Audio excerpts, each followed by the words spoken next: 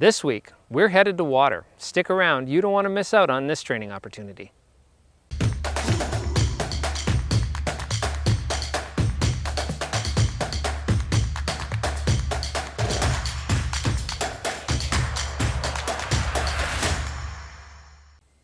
Welcome back, everyone. I'm Kevin Sheff and you're with the Retriever Coach. Firstly, I want to thank everybody out there who's given me great feedback and support on my channel. It really means a lot hearing from you, especially when you click those like and subscribe buttons. Before we get started, people have been asking me how to subscribe, so I thought I'd give a quick tutorial. It's easy and it's completely free. It's not going to cost you a penny. Firstly, you're going to need a Gmail account if you don't already have one. You use your Gmail account information to sign into YouTube. Once you're logged into YouTube and you're on the watch page, your screen will look something like this if you're on a mobile device. All you have to do is click on the red subscribe button and then the gray bell to get notified when a new video comes out.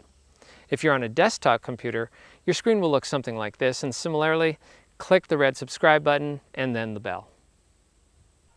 So let's get to the challenge. Over the last couple of weeks, we've worked on polishing lining skills, control issues, and precision casting, all in a land-based environment. This has been great prep work for the challenge that lies ahead of us this week, in which we'll take some of these skills to water. It's been my experience over the years that one of the hardest skills to maintain is a proper swim by. Just when you seem to need it, it's impossible to get. And that's just one reason why I highly recommend that you do a swim by review at least twice a year. So we're not actually going to repeat the swim by. However, we're going to take the act of doing a swim by to several different pieces of water where we'll challenge the dog in slightly different ways. We'll also incorporate some corner cutting cheating singles in some of these. All you're going to need for this drill is a white bumper and several different pieces of water that have a clearly defined exit point. What I mean by that is, when you ask the dog to give you a swim by, if they look in the direction that they've been cast, they should clearly be able to pick out the end of the pond and recognize that as the place to go. You should avoid places with complicated shorelines that could confuse the dog as to where the exit point is. Essentially, we're going to focus on two skills that seem to get lost somewhere along the way.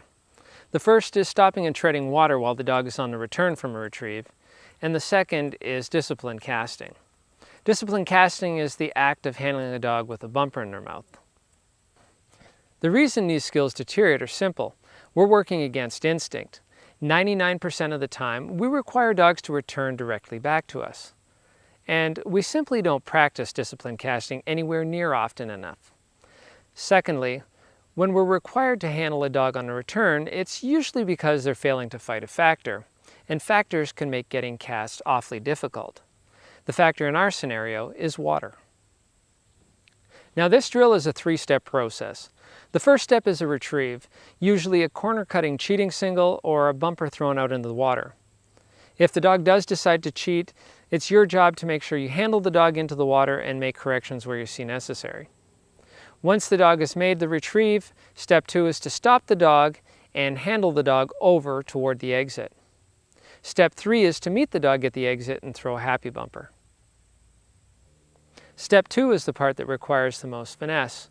We're almost certainly going to see dogs that refuse to stop on the whistle or take a cast. How you handle these situations is crucial. So before we get started, I wanted to talk about a few things that I think are rather predictable when you do this drill. Number 1, when you send the dog for the retrieve across the corner, you can expect the dog is going to want to cheat around the corner. Be ready for that.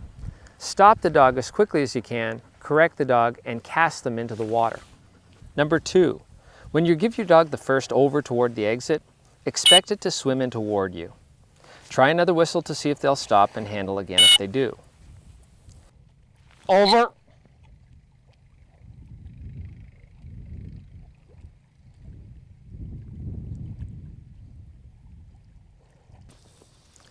Number 3, Sit. if the dog is swimming toward you and you blow a Sit. whistle, there's a good chance that it won't stop. I suggest you allow the dog to keep swimming in until it reaches land, then blow a whistle and Back. make a correction. Handle back out into the water and then continue handling down the pond to the exit. Sit. Good, good girl.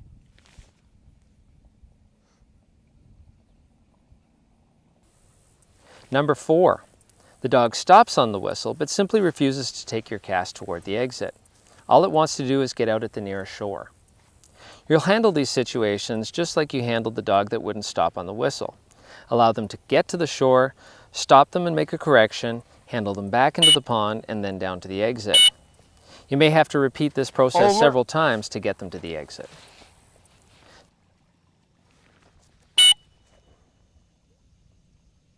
Over.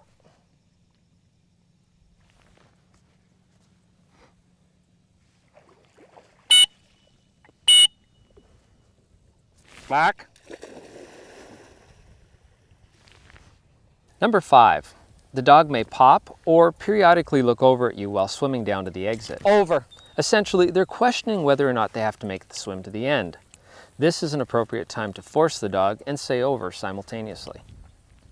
Now I suggest that you keep repeating the same mark and swim by until the dog is able to get to the exit with just one cast. Once you've accomplished this, then move to another piece of water and repeat the drill.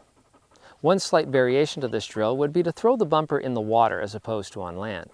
It always seems to be a little more difficult for the dog to stop in the water when it's on the return if it's in the water. Handle these situations the same as you did earlier if the dog refuses to stop.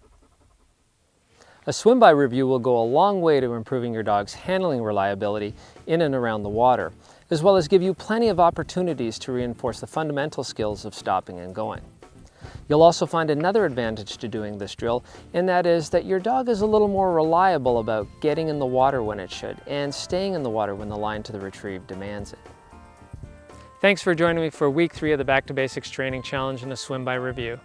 If you like this video, please give it a thumbs up and don't forget to subscribe.